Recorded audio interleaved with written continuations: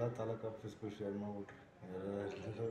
ಏನು ಮಾಡ್ತೀರಾ ಈಗ? ನನಗೆ ಮಾಡಿದ್ದಿಲ್ಲ, ನಾವೆಲ್ಲರಿಗೂ ಹೇಳಿದ್ವಿ, ಎಲ್ಲ ಮಾಡಿದ್ವಿ, ಆದರೂ ಹಂಗೆ ಬಂದು ಮಾಡಿದ್ನಲ್ಲ ಕೊನೆಗೂ. ಅಲ್ಲ, ಅಲರ್ಟ್ ಆಗಿದ್ರೆ ಸಿಹಾಕೊಂಡ್ರೆ ಎಲ್ಲರೂ ಒಂದು ಕಡೆ ಎಲ್ಲ ಕಕ್ಕಿಸ್ಬೋದಲ್ಲ.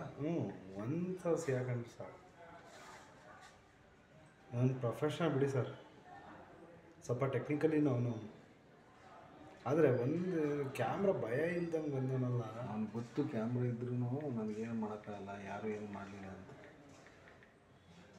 ಜಾಸ್ತಿ ಸನಿಗಲ್ಲ ಅಂದರೆ ಏನು ಗೊತ್ತಾ, ಚಿಕ್ಕ ಐಟಮ್ಗಳು ಹೋಗ್ತಿರೋದ್ರಿಂದ ಸೀರಿಯಸ್ ಆಗಿ ಯಾರು ತಗೊಳಲ್ಲ ಅನ್ನೋದು ಅವ್ನ ಧೈರ್ಯ.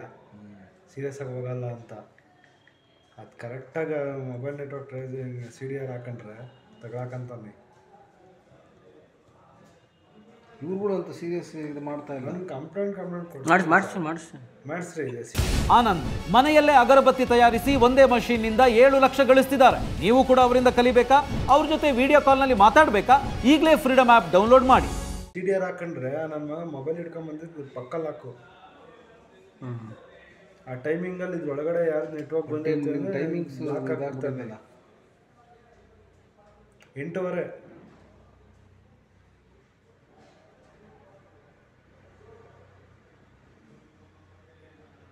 8:15 ಬಂದಿರೋದು.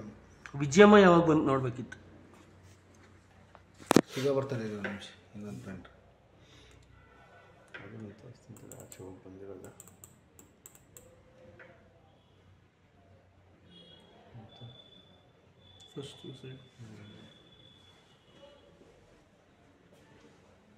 ಇಲ್ಲೇ ಬಂದ್ಬಿಟ್ಟವನಾಗಲೇ. ತಿರ್ಗಾ ಬಂದ.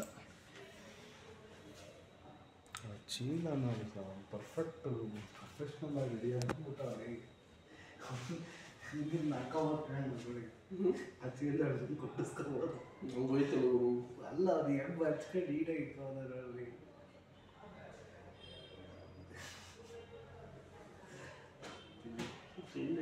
ಏನು ಫುಲ್ ಬಿಸಿ ಆಗಿದೆಯಾ? ಅದೇ ಇನ್ನೂ ಓಪನಿಂಗ್ ಮಾಡಿಲ್ಲ, ಮಾಡಬೇಕು. ಅಂದರೆ ಸುಮ್ಮನೆ ಸೇಲ್ಸ್ ಮಾಡ್ತಿದ್ದೀನಿ. ನಮ್ಮ ಅಣ್ಣಗೂ ಶಾಪ್ ಮಾಡ್ತಿದ್ದೀನಿ.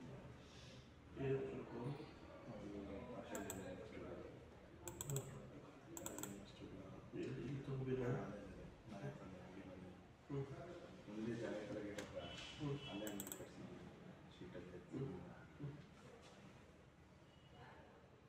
ನೋಡಿದೆ ಸ್ಟೇಟಸ್ ಹಾಕಿದ್ದೆ.